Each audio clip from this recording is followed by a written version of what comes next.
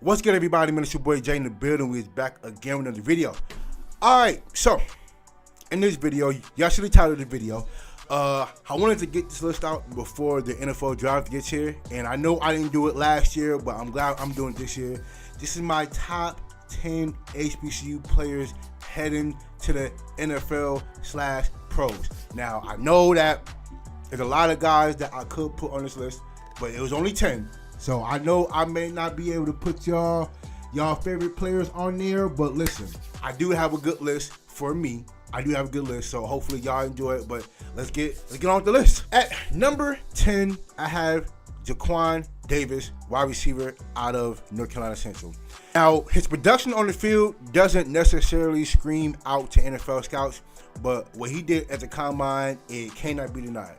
And for a guy who is listed at 6'4", probably 200 pounds, probably less than that, for him to run 4.4 in the 40, and for him to have a 40.5-inch vertical, I think that screams out that screams out to NFL scouts. Guy that tall and a guy with long arms, for him to be able to run that fast, they're gonna always give guys like that an NFL shot. He doesn't necessarily run the full route tree. I think he's more of a 50-50 ball kind of guy. He runs a straight line. But NFL scouts, to look at guys with that size, they're gonna always give him a chance. So I know he's been working on his game, and I think NFL scouts are gonna do nothing but look at him, what he does, and listen. You get worked up in the depth chart by being good at special teams, and I think he has the perfect size and height to, at least for the first 2 or 3 years, to play special teams and, hopefully work their way up to the depth chart in terms of receiver. But I definitely have this guy at number 10. At number 9, I have Robert McDaniel, a DB out of Jackson State. I think this is a DB who can pretty much play anywhere in the secondary, and he could also play outside linebacker. I think he's listed at 6'2", 210, 215, around there. To run a 4.5 in the 40, have a 39-inch vertical with a 10.8 broad jump. I think those numbers scream out athleticism. And I think those combine numbers show on tape who he is as a player. I think this is a guy who would definitely get a shot in the NFL. And not even just play special teams, but a rotation piece at nickel. He gets a shot, but I definitely see him getting a real good chance. But I have him at number 9. At number 8, and this has probably been one of my favorite players to watch over the last 3 years, bro. I have Jada Byers, running back out of Virginia Union. Let me just read y'all his career numbers rushing. And I'm only discussing his rushing. I'm only talking about that for a minute. 811 yards and 9 touchdowns. Had 1,920 yards and 19 touchdowns his sophomore year. 1,186 yards with 16 touchdowns. I think 2 or 3 of those games he was hurt. He was hurt in at least 3 or 4 games. His senior year, 2,061 yards and 27 touchdowns. Those are all rushing. He broke the school record for the most rushing yards in a career, I think, halfway through his senior year. I think halfway. I think he broke the school record for the most rushing yards in a single season. And I think he's been the best running back in Division II in the last 2 years. Won the best black college player award this past season. And I don't know how NFL scouts can look at his numbers and not give him a chance. I only have him low as 8 on this list because of his combine numbers. It doesn't really scream out what he did on the field. And I'm not gonna lie to y'all. I was kind of a little disappointed because, listen, normally I wouldn't even care about, listen, if he ran a 4.5 if he ran a 4.6, I would probably have him top 5, honestly. And I think any NFL scout would give him a chance. But the fact that he ran a 4.8, I don't know. That kind of worries me a little bit. But the production, but listen, him in the wide open field, you can't touch him. Wide open field, you almost need 2 people to take him down. He is very hard to get down. He is strong too. But I think, that 40 time is going to hurt a little bit. I ain't going to lie. I'm not going to lie. That 40 time is going to hurt a little bit. But the production on the field, you can't deny. But this guy has been an absolute treat to watch. I want to say, personally, I want to tell him thank you. Jadabias, thank you, bro. Thank you for, dog, you've been so amazing to watch. And y'all don't call me a Glazer, fine. I'll take it. But he has been an absolute joy to watch. I want to say thank you for the 3 years that I've seen. And you have been a great performer, bro. I'm not going to lie to you. Bro. You've been a great performer, and I appreciate you. But I do have him at number 8. It would have been higher if his 40 time was better. And he knows it too. But I have Jadabias at number 8. At number 7, I have Irv Mulligan, running back out of Jackson State. I think he only played at Jackson State for 2 years, but he was easily the vocal point of the offense. He actually broke Walter Payton's school record for the most rushing yards in a single season, with 1,200 yards rushing, and I think he had 13 touchdowns as well. SWAC Offensive Player of the Year. I think he had a stretch that year of 100 yards rushing. I think he had 5 or 6 straight games of 100 yards rushing. He was absolutely balling last year, and I think he's probably one of the only few running backs in this between the SWAC and MEAC to get over 1,000 yards. I think he ran a 4 or 5 in the 40. I think he's very explosive, and he breaks out tackles very easily. It's going to take more than one person to get him down, but he's very explosive. His first cut, I like it. But yeah, I definitely have Irv Mulligan at number 7, and I think somebody is going to definitely give him a chance. At number 6, I got James Burgess, cornerback out of Alabama State. A guy who is 6'2", and has long arms and can play man coverage as well as he does. I think he's going to always have a chance. I think he kind of reminds me of Joshua Williams, the cornerback out of Fayetteville State, who is currently with the Chiefs. He probably Kobe Durant. You all know who Kobe Durant is. Give me that. First team All-SWAC. He was second team All-American, and a guy who can play man coverage. He can play his ass off. He definitely does play off coverage too. I mean, listen, he can play cover 3, cover 2, but his number one attribute is man coverage. I really do like this guy. I think he's a lockdown corner. I think lockdown corners are very hard to find. And when you have a guy who can put out this production like this, I think you give him a chance. You're going to have to give him a chance. So I think he reminds me of that. Definitely a guy to look at on the third day of the NFL draft. I do like him a lot, but I have James at number 6. And now for my top 5 players, man. So at number 5, I have Aaron Smith, linebacker out of South Carolina State. He's been there since his freshman year. Matter of fact, his freshman year, he was part of the team that won the Celebration Bowl against Jackson State, and he also caught an interception in that game.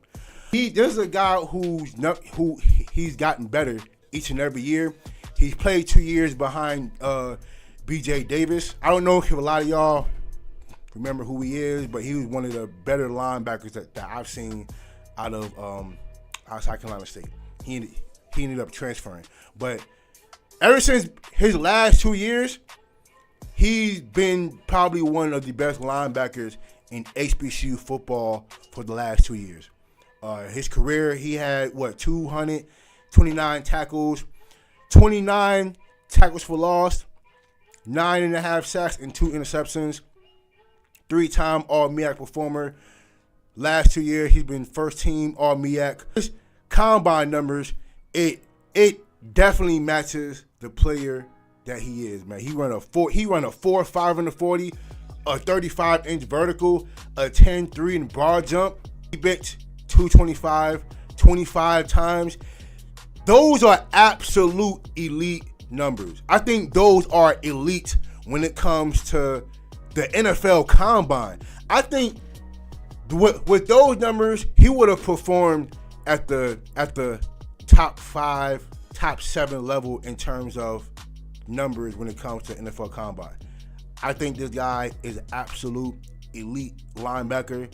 He plays sideline to sideline. I watched the Celebration Bowl this past season, last year. He had 17 tackles. I'm talking about now, his team he didn't play to the level that he performed at, but he was all over the field in the Celebration Bowl. So I can definitely see this guy getting picked up somewhere. We got to watch out. Listen, like I said about James Burgess, third day guy, hopefully. But this guy, he can definitely play. And I have him at number 5. At number 4, I have Nick Tace, offensive lineman out of South Carolina State. But this guy right here, I think he's probably been the best offensive lineman in HBCU football in the last 2 years. I would say 3 if I really, really have to think about it. It was also one of the OGs who played in the 2021 Celebration Bowl. Guy who's a 3-time All-MEAC performer, 3-time first team, 3-time All-American, listed at 6'2", 6'3", 300. Guy who's quick on his feet, who's very powerful. And my only question is, how come he didn't get invited to the NFL Combine? Is my question. One of the best that I've seen in the last 2 years. And hopefully, I think he will get a chance to perform at the NFL level for sure, without question. But I like his size and his strength. And, you know, I really can't tell you his weaknesses because I'm not that great of a scout. But me just looking at him, I can see him being getting an NFL roster spot for sure. And I have him at number 4. At number 3, I have Kenny Gallup, safety out of Howard. I don't even have to look at his combine numbers to tell you how good this dude really is. I think the production speaks for itself. 4-time, he's been an All-MEAC performer since his freshman year. 2-time, I think he's a 3-time HBCU All-American. 2-time AP All-American. I think he was a first-team AP All-American, I think, in 2023. He was a MEAC Defensive Player of the Year in 2023, Aeneas Williams Award winner. Career, he had 320 tackles. 320 tackles is crazy. 16 tackles for loss, 4.5 sacks, 2 interceptions, 17 pass deflections, 3 forced fumbles, and 2 fumble recoveries. I don't see how this guy don't get drafted. I don't see it. I don't see how he doesn't. This guy has been all over the field. He plays numerous positions. He can play safety. He can play linebacker. He can play corner if you ask him to. This guy is very quick from sideline to sideline. He performs very well, and there's nothing much more I can say about him is that how come he can't get drafted in second day? How come we don't see him second day in the NFL draft?